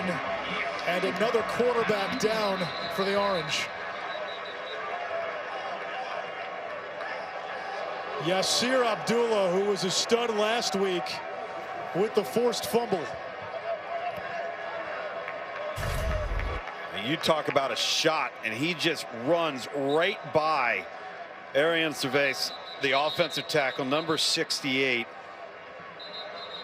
and clobbers Morgan. Whoa. So Nolan Cunningham to punt it away. And Syracuse is running out of quarterbacks. Tommy DeVito out for the season. Rex Culpepper, who was a great comeback story, cancer survivor. He's been hurt. His availability a question mark tonight. Rajay Burns to the 30. Let's check in with SportsCenter and Michael Eaves. Coming up on SportsCenter, how Bedlam will be won. Woj has the latest NBA free agency moves, plus the deciding factor in Titans-Ravens. And Kenny Mayne in the woods bragging about his clothes from the Duluth Trading Company. Now back to the game. All right, thank you, Michael. That's not a good sign. They're looking at Jacoby and Morgan. No. Syracuse right now just hanging by a thread. I mean, really hanging by a thread, trying to come up with ways to function, get a ball snap, have a quarterback on the field that could actually run the offense. This has been a challenge for the Syracuse program for a while now. Getting through the season with just one quarterback just hasn't happened. Hassan Hall with a nice run, a 1st down pickup. One more look. Never saw it. And sometimes as a quarterback, those are the shots that don't hurt the most. They jar you. It's the ones that don't look like, you know, they're all that menacing, the ones that can really get you in trouble. You see Rex Culpepper here warming up, and he's really, if he can go, they have to go with him. Yeah, the other guy would be Dylan Markowitz, a true freshman out of Texas. Culpepper last week, we were told, was unavailable due to injury, and his status for tonight was a question mark. All the momentum with Louisville. Cunningham keeps it, has the edge, and scuttles out of bounds. A nice pickup.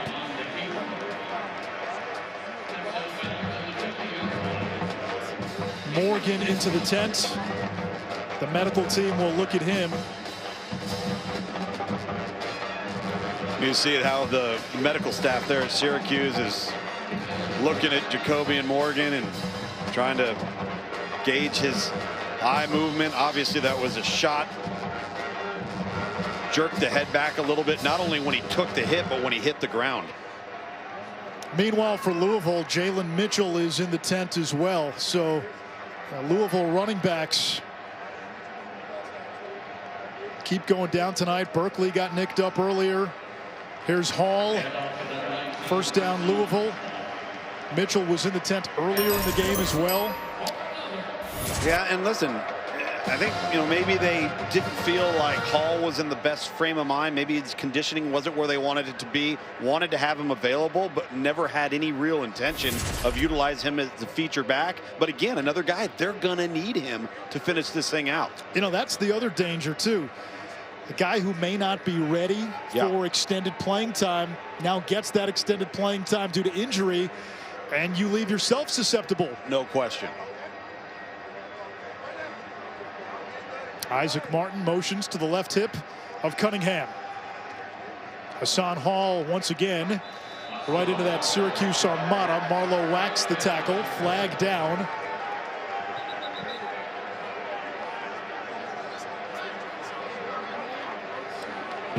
After the play was over, personal foul, unnecessary roughness, defense, number 28.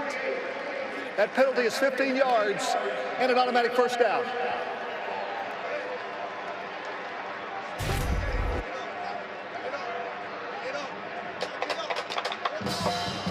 Yeah, no place for that. LaBrosse swung in the Louisville backfield and connected with the helmet of a Cardinal player. No place for that.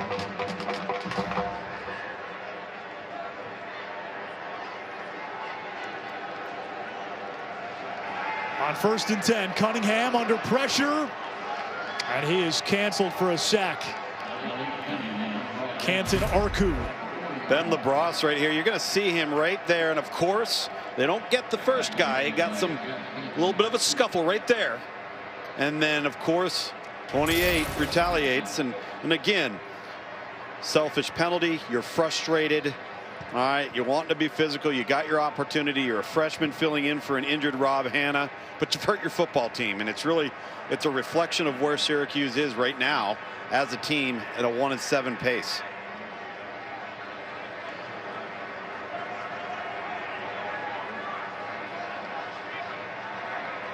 Play clock down to 2.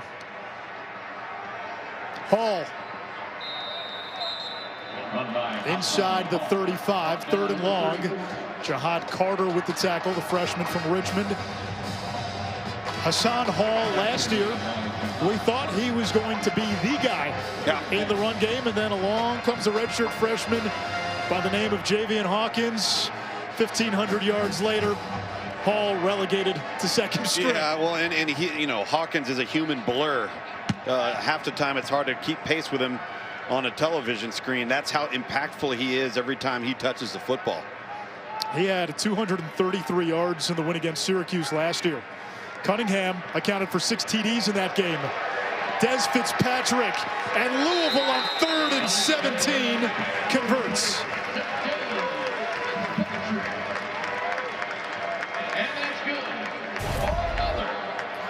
Nice play call here on the tunnel screen. Fitzpatrick sells it with a couple of steps upfield. Comes back to the football. Accurate throw. Louisville has had the ball for almost 32 minutes. They've run twice as many plays as Syracuse. Orange have been milling in retreat for most of the night.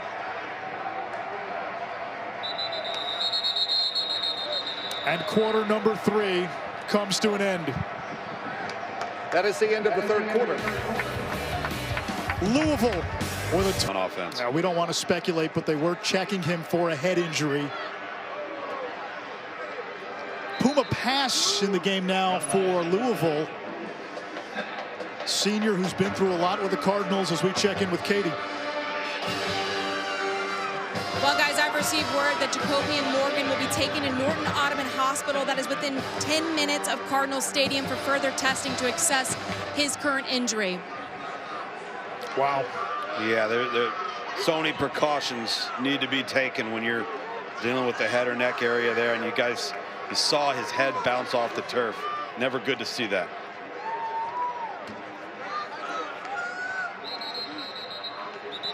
Flag is down. False start. Offense number 55. 5-yard penalty. Second out.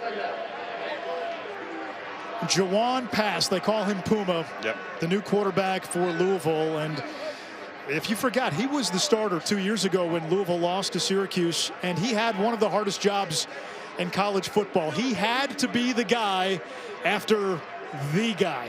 Well, and let's not forget the state of the roster at that time, and dare I say poisonous / toxic atmosphere around the program within the locker room. And he didn't have an opportunity as he calls timeout here. Timeout, Louisville. Getting back on track, and I don't know which Virginia Tech team is going to show up. Another flag is down. 5-yard penalty, second out.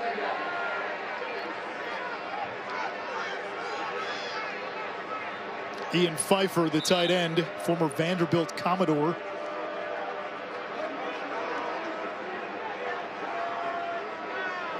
He's a converted O-lineman, 2nd and 22 for Louisville.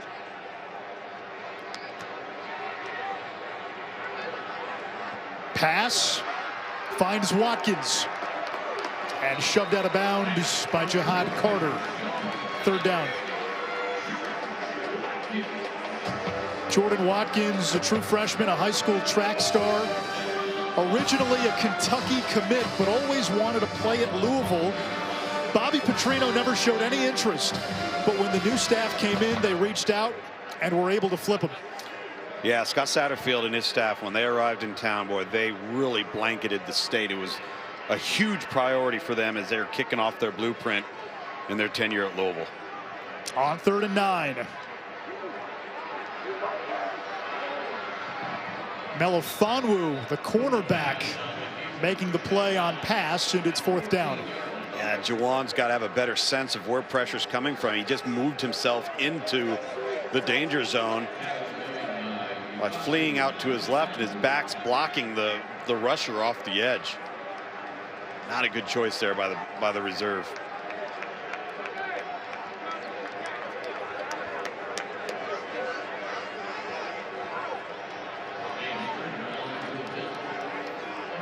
A 33-yard attempt for Turner, who has hit from 40 and 50 tonight.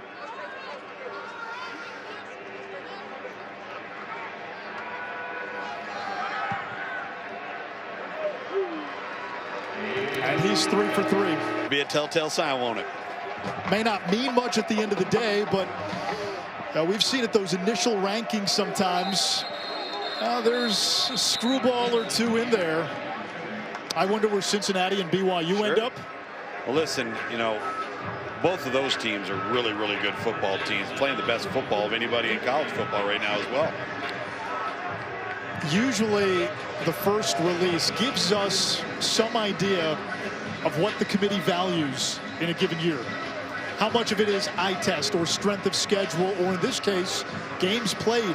Well, and we're going to hear this phrase used more than we've ever heard before. Data points? Data points. That's it. Data points, data points, data points, data points.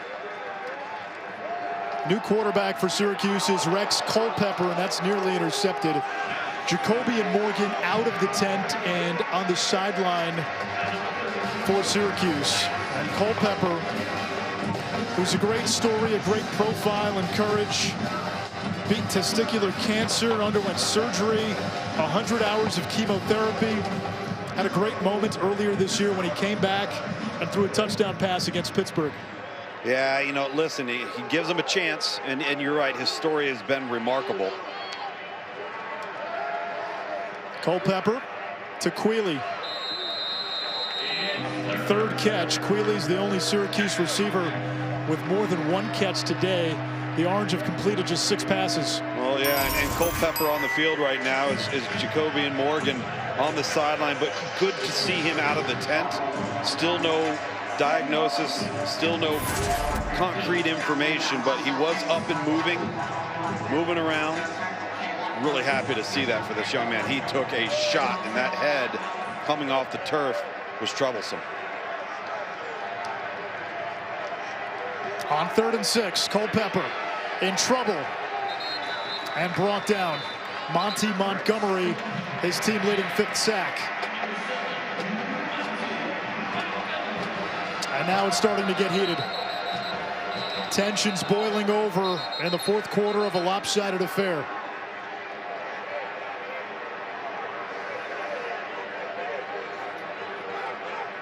All right, let's get to your respective corners, fellas. I did not see a flag. It's fourth down.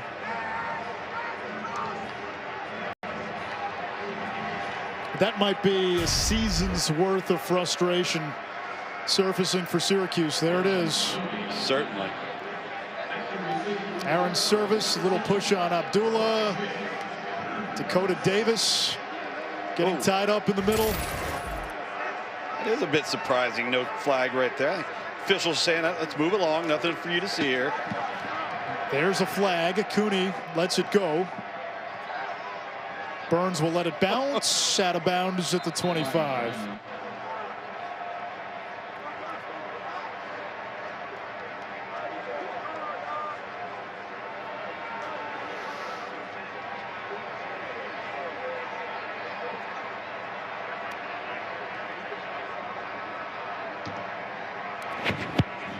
Illegal formation by the kicking team. That 5-yard penalty will be added to the dead ball spot.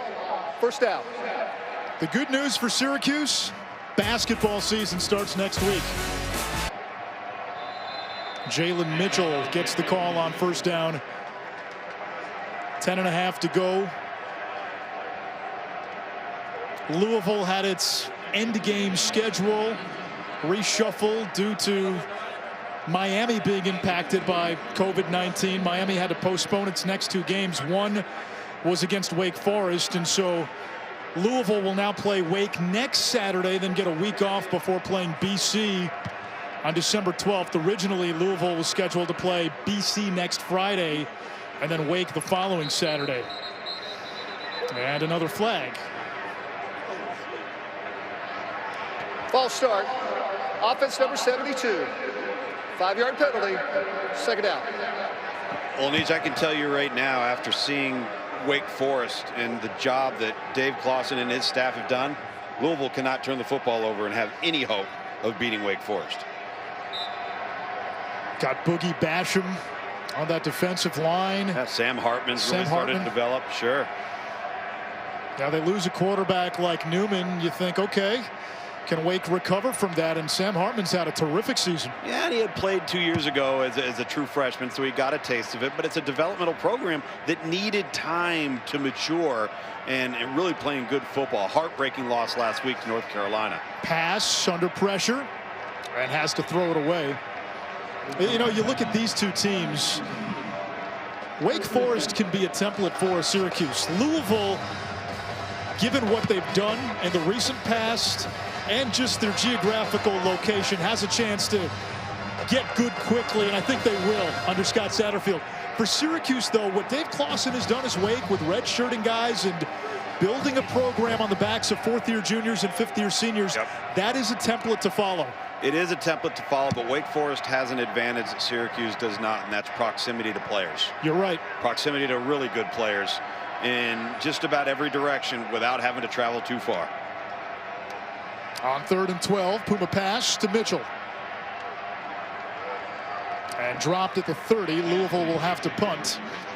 Tom Luganbill, you are our national recruiting director. So what is your assessment of how Syracuse has adapted recruiting-wise to the ACC landscape? I just think it's so difficult because as the conferences shifted and the landscapes shifted, if you are Syracuse, not only can you not build your roster out of in-state kids, you're having to go at least one, if not multiple states away from yours into everybody's backyard that's a competitor to you and steal players away from hometown teams. That's extremely difficult. So Pennsylvania has to be a huge priority. Eastern Ohio has to be a huge priority. And when Syracuse was really, really good, the Chicago and the metro areas were really plentiful. But it's a much tougher job when it comes to recruiting than it has ever been before. Priority one in the offseason for Dino Babers will be finding a quarterback. And you've done this for a long time. QBs these days, you can find a good one in the transfer portal. Yep, you can. And I think the goal, if you're Syracuse, is you've got to find one with multiple years of eligibility, because you've got to keep in mind you get to add another year of eligibility on top of that because of the pandemic. So it's imperative that Dino and his staff start digging through the transfer portal. There's going to be somebody out there that's going to be an upgrade, but it can't be a one-year guy. That's a Band-Aid. Jacoby and Morgan, a true freshman, made it just his second career start tonight. He was knocked out of the game earlier. So Rex Culpepper in there. Cuse has used 3 starting quarterbacks this season, and we get an update from Katie. Well, guys, when Jacoby and Morgan came out of the medical tent, he had a conversation with 2 people in Syracuse gear who were clearly checking on him behind the Syracuse bench. He's still here on the sidelines without his helmet, and I want to clarify, he will not be going to the hospital. Anish, okay. Tom. All right, thanks for clarifying, Katie. He's on the bench, and that scene, a quarterback going down, has been a recurring nightmare for this program. As Sean Tucker keeps his balance, gets into Louisville territory. Well, it's hard enough as you see the true freshman sitting there in the middle of your screen.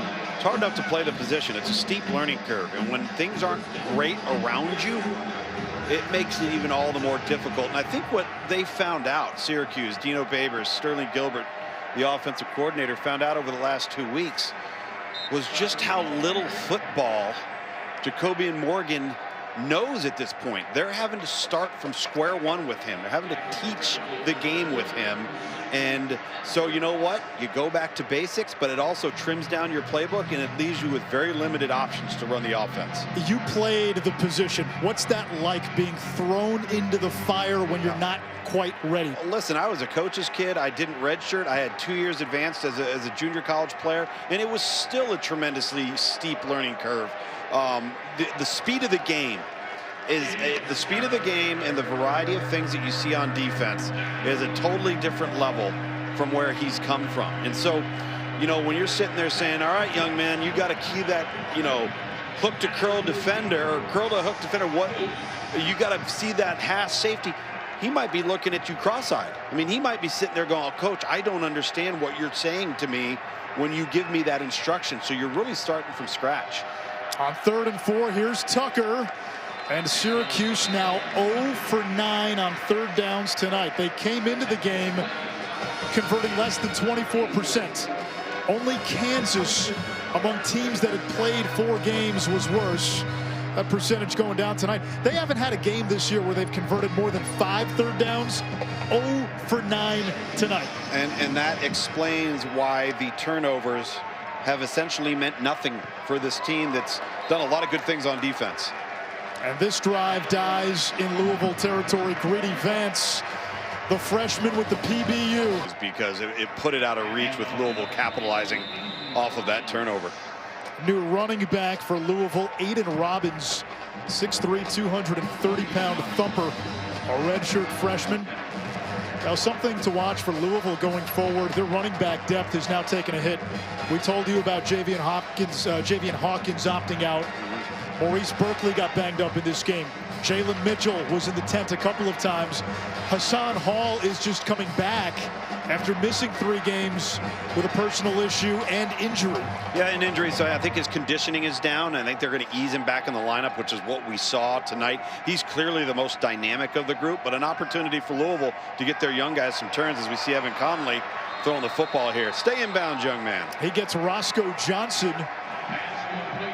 Conley, a sophomore from Marietta, Georgia, actually committed to Scott Satterfield at App State. When Satterfield took the Louisville job, Conley followed. Last year, came in for an injured Malik Cunningham and led Louisville to a win against Wake Forest. Well, and you see there, Marietta, Georgia. So, you know, you're at Boone, North Carolina. You're going to border on South Carolina and Georgia and Tennessee, and so a lot of familiarity in the high school landscape with Scott Satterfield and his staff. So you bring that over to Louisville, and you're going to recruit Ohio, you're going to recruit the state, a little bit of Indianapolis, but you're going to stay in Georgia and South Carolina, Florida, and North Carolina, because there's an opportunity to get some good players, because you're not going to be able to build your roster entirely from in-state kids in Kentucky. You're right. Satterfield's connections, especially in the Carolinas, you can go into Clemson's backyard and NC State's backyard and UNC's backyard and Duke's backyard. Well, and the thing about the state of North Carolina, it is so oversaturated with universities, and it's not what I would call an allegiance state. You know, kids don't come out of the womb and say, I'm going to play football here or here. It's not like the state of Alabama. So you're able to go in there, and if you got something to offer, might not be as difficult to lure a guy away as if you're trying, you know, as opposed to recruiting against Auburn or Alabama in the state of Alabama. Conley slings it and completes to Dwayne Martin inside of the 25. Tomorrow night, UFC 255, a couple of flyweight titles on the line in Las Vegas. Davison Figueiredo, defends his title against Alex Perez, and Valentina Shevchenko defends hers against Jennifer Maia. The prelims start at 6:30 Eastern on ESPN2. What do you think of the throwback unis? 1950 throwbacks for Louisville, a little homage to Johnny Unitas. Yep. Low profile, no helmet decals. On first and 10. Robbins. Rhinos for a couple, and there's a flag. Holding. Offense number 74. 10-yard penalty. First out. Adonis Boone, the left tackle. He's the one who took over from Mekhi Becton.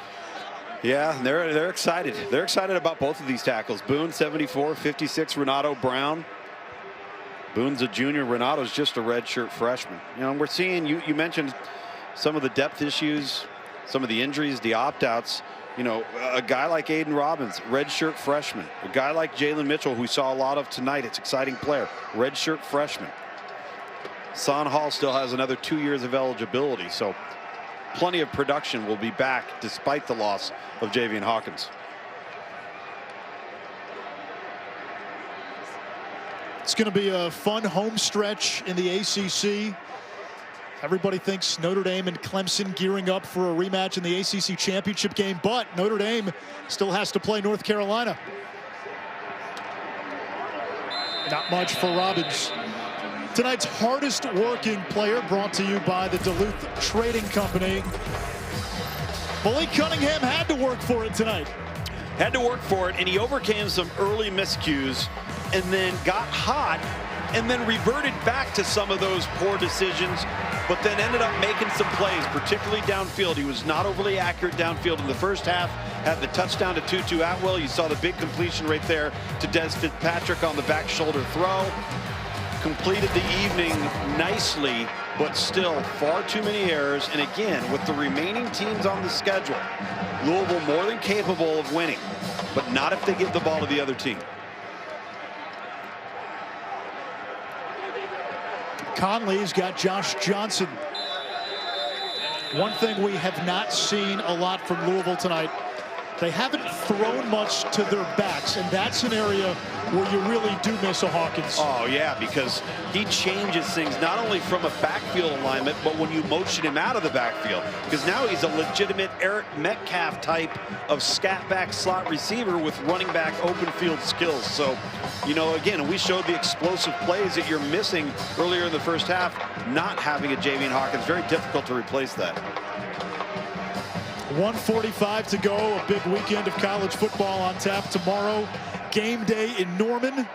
Oklahoma State tries for a Norman conquest. The Sooners look to make it 5 wins in a row. You've got the top offense in the Big 12 in Oklahoma, the top defense in Oklahoma State. We get a sack from Syracuse. Ochukwu. 30-second timeout. Syracuse first this half. Indiana, Ohio State on tap tomorrow. Big game in the Big Ten. Essentially a semifinal game. Potentially, yes. Wisconsin and Northwestern. This could decide the Big Ten West. Well, and listen, you've got 2 quarterbacks playing really good football. Peyton Ramsey, the Indiana transfer at Northwestern, but then Graham Mertz, for me, he is the most dynamic player at quarterback Wisconsin's had outside of Russell Wilson. And then Oklahoma State, Oklahoma in the nightcap. Oklahoma started 0-2 in the Big 12. They've fallen off the national radar. But if Oklahoma wins out and Kansas State loses just once, and oh, by the way, K-State has to play Iowa State tomorrow. Yeah. If that happens, the Sooners are in the Big 12 title game. Oklahoma State is the lone one-loss team in that conference. Any shot for the Big 12 if Oak State runs the table to get a playoff team? It's doubtful. And I think a lot of the reason why it's doubtful is the perception is not good for them right now. And I think that carries weight. 53-yard attempt for Turner. This would be a career long. And to add to that, especially if Clemson avenges the loss to Notre Dame. False start. Offense. Number 45. 5-yard penalty. 4th down. So that'll back Louisville up, and let's see if they punt. And it appears they will. Well, you put up your top 4 and what you think the playoff rankings will look like, and you had 2 teams from the ACC. Notre Dame counts this year. If Clemson avenges the loss to Notre Dame and the Irish don't lose another game, do you see those 2 being in the Final Four? Well, what's going to be interesting is the X factor in that conversation is Texas A&M. Because again, they've had postponements. All right, are they going to? They've got to play their games because they're playing really good football. And let's just project forward and say that timeout, Syracuse. 30-second timeout. Syracuse calls a timeout of this half. Let's see what the numbers tell us. Yeah. Best chance to make the college football playoff according to ESPN's Football Power Index.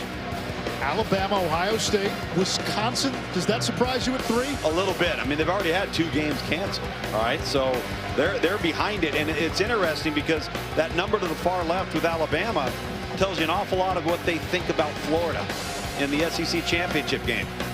Do you think Florida? We know they can score. Yeah. Can they stop Alabama? They haven't really shown they can play great defense. I don't think anybody can stop Alabama. I don't think anybody in college football has the offensive personnel that the Crimson Tide had. Not Ohio State, not Clemson, nobody. Their offensive personnel is on a different level.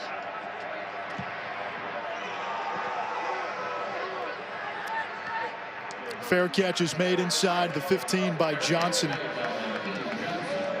I look at a Notre Dame. Big difference the last couple of weeks. Ian Book has really improved his play. I thought he was dynamite down the stretch against Clemson and carried it over the following weeks. Oh, and it's been as much, if not more, about his feet as opposed to his arm. It's the mobility, it's the extending and creating plays and then making wise decisions when on the move. That's been huge. New quarterback for Syracuse making his Orange debut, the true freshman Dylan Markowitz. And he'll hand it off. First carry of the game for Cooper Lutz. Converted wide receiver. Markowitz from Texas. 3-star recruit. Syracuse's offensive coordinator, Sterling Gilbert, was good friends with his high school coach, and he ran the same offense in high school that Syracuse does here at the college level. Well, see, Syracuse needs to hit on a guy like this. You need to, because the jury's still out if Jacobian Morgan is a long-term answer. I think we saw that tonight. I know he's young, but if you're gonna have a chance to get back on track in your Syracuse, you can't do it without hitting on a quarterback.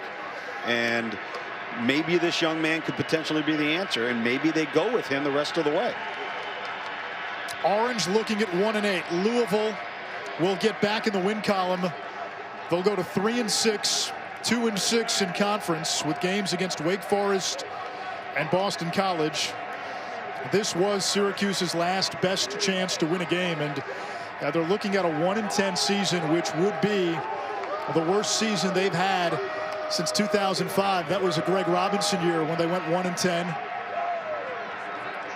Lutz, and that is the first third down conversion. It comes in the final seconds of the game. Syracuse 1 of 10 on third downs as the final horn sounds. Louisville had some turnovers, cleaned it up a little in the second half. Their defense, the reinforcements came.